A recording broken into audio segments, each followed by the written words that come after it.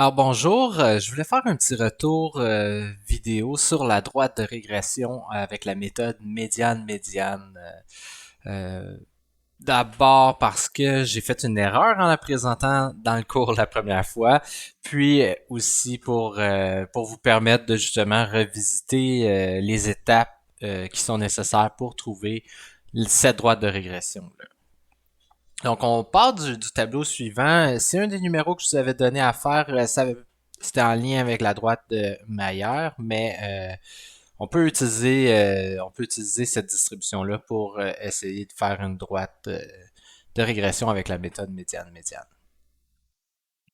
D'abord, la première chose qui est importante, c'est de remettre les données en ordre. Parce qu'ici, on voit bien que si on regarde où il y a la valeur x, qui est la distance entre l'œil et le tableau, ici, on parle de résultats d'examen de la vue. Donc, on évalue le nombre de lettres lues correctement par rapport à la distance que la personne avait, la distance qu'il y avait entre la personne et le tableau où il y a les lettres.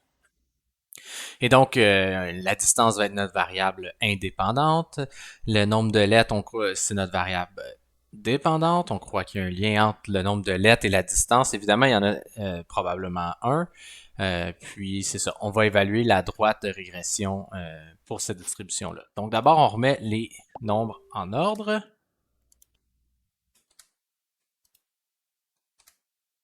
Chose qui est faite d'avance grâce à la magie de la vidéo. Et donc ici, j'ai remis ma distribution en ordre. Première étape. La deuxième étape, ça va être de séparer en trois groupes. On se souvient, c'est important, le premier et le troisième groupe doivent avoir le même nombre de données. Et donc, quand on divise un nombre par 3, soit ce nombre-là est divisible par 3, donc on aura le même nombre de personnes dans chaque groupe, soit ce nombre-là, on peut faire 3 paquets, mais il va nous en rester un à la fin qu'on ajouterait dans le groupe du milieu. Puis ou si on divise par 3, puis qu'il nous en reste 2 qu'on n'arrive pas à assigner, ben là, à ce moment-là, on va les mettre dans le premier et le dernier groupe pour s'assurer que ces deux-là aient le même nombre. Donc ici, 1, 2, 3, 4, 5, 6, 7, 8, 9, 10, 11 données. Euh, 11 données, ça serait égal à un groupe de 4, un groupe plus un groupe de 3, plus un groupe de 4.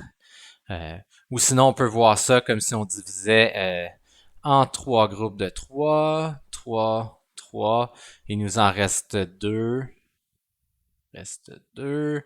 Et là, ben, on irait en assigner un dans chacun du premier et du troisième groupe. Donc, on va faire la division ici des groupes. Donc, on a dit 4 pour le premier, 3 pour le deuxième et 4 pour le dernier.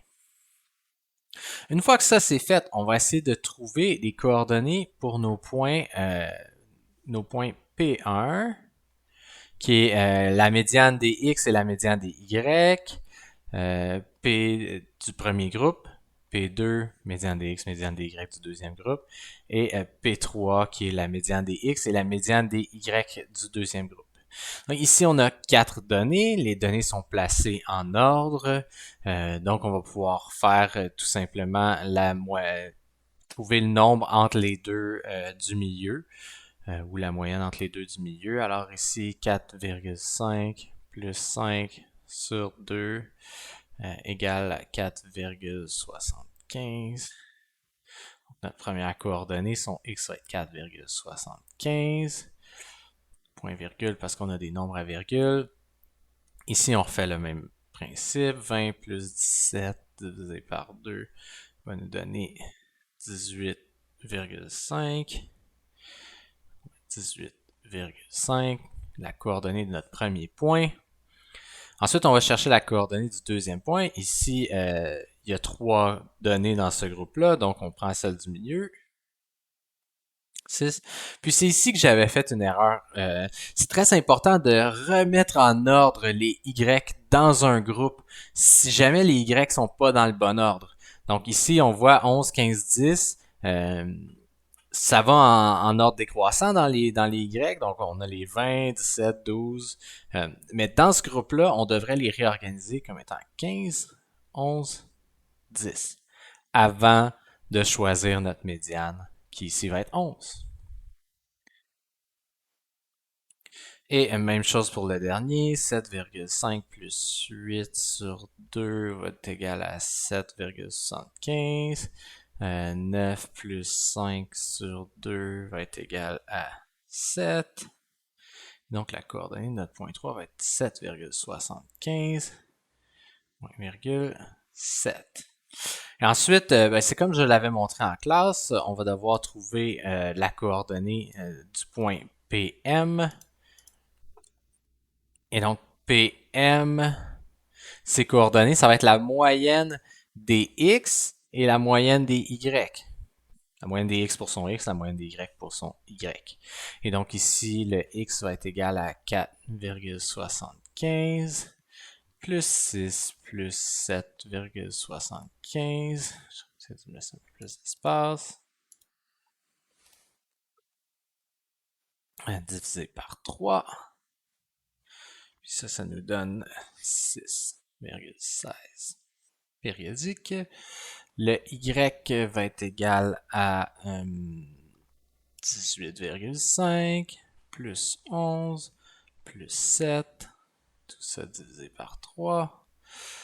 Et donc ça va être égal à 12,16. Le 6 étant périodique. Donc les coordonnées de notre point PM sont 6,16, 12,16. Et là, on a tout ce que ça prend. Notre boîte à outils est bien remplie pour trouver l'équation de la droite de régression. Donc, la droite de régression, selon la méthode médiane-médiane, je vais l'appeler droite médiane-médiane. On a des petits surnoms, on est bien amis, elle et moi. Et donc, la droite médiane-médiane va être la droite qui est parallèle à celle qui passe par P1 et P3 et qui passe par le point PM. Donc, on va utiliser les points P1 et P3 pour trouver la pente. On se souvient que deux droites qui sont parallèles ou deux fonctions qui sont parallèles auront la même pente, donc le même A. Et pour trouver le B, il faudra utiliser le point par lequel la droite qu'on cherche passe, qui est le point PM dans notre cas. Alors ici, la droite, je vais écrire le A va être égal à delta Y sur delta X ou Y2 moins Y1 sur X2 moins X1. Donc ici, on a 7 moins 18,5 sur 7,75 moins 4,75 qui est égal à moins 3,83 périodique.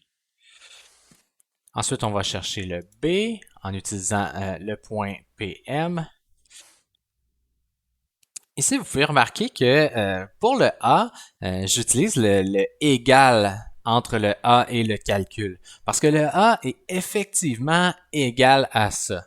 Si j'écrivais, par exemple, B, je vais d'abord écrire ici, ce qu'on cherche, le B, lui, va être égal, le B, lui, on va le trouver en faisant Y égale moins 3,83 périodique fois X plus B. Donc, on va utiliser la relation qu'on a trouvée en remplaçant Y et X par les nombres du point PM.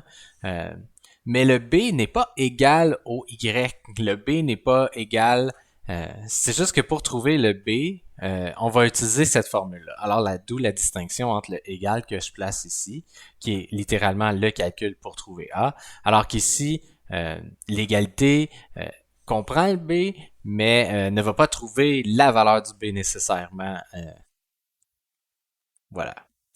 Et donc, on va remplacer les nombres. Ici, on a 12,16 égale à moins 3,83 périodique multiplié par 6,16 plus B. Et donc, on va faire cette multiplication-là, additionner le résultat des deux côtés, et ça nous donne que B égale 35,8 égale B. Faut pas oublier d'écrire la règle parce qu'évidemment, ça nous donne les paramètres.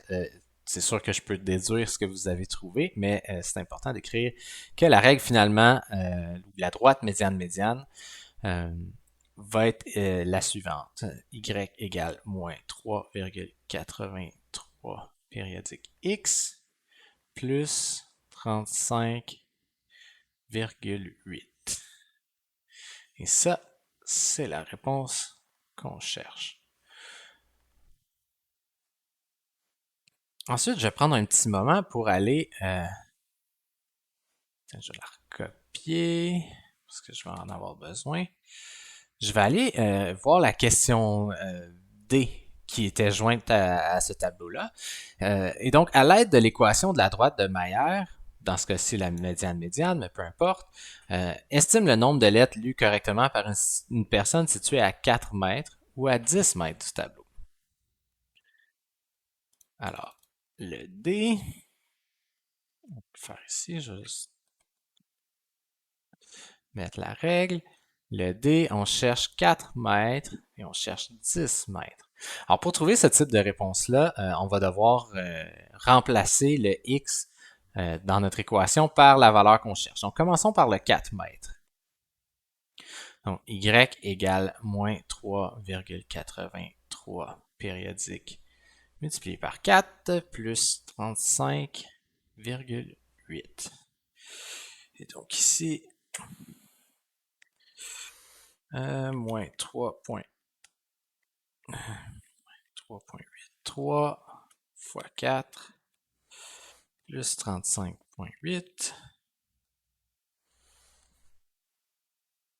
Donc ici, on dit qu'à 4 mètres, le Y, donc à 4 mètres, c'est le X, le Y va être 20,48. Donc on pourrait lire 20,48 lettres à 4 mètres selon notre droite de régression.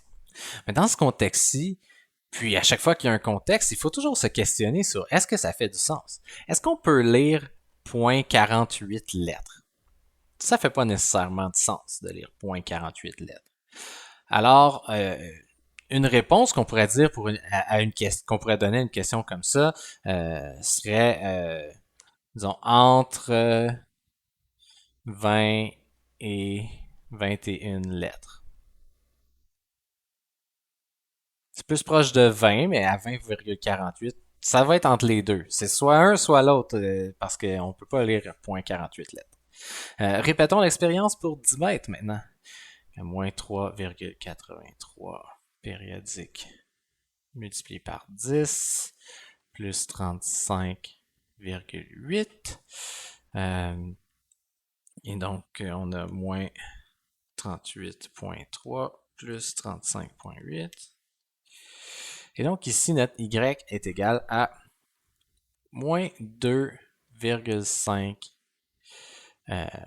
lettres. Encore une fois, c'est impossible. Parce que si on parle de lire des lettres sur un tableau, on peut pas lire un nombre de lettres négatives. Les lettres, c'est des choses physiques, imprimées, mais reste que on peut pas lire un nombre négatif de lettres. Donc, dans ce cas-ci, on dirait que la personne ne pourra lire aucune lettre.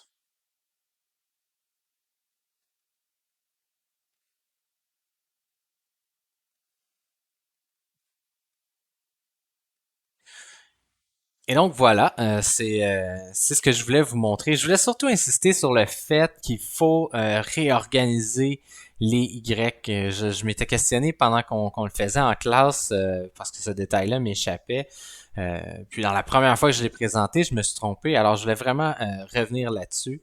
Puis sinon, mais ça vous donne au moins un autre exemple de comment faire la méthode de la droite médiane. Je vous suggère de continuer de travailler les exercices. Puis je vous souhaite une bonne fin de semaine.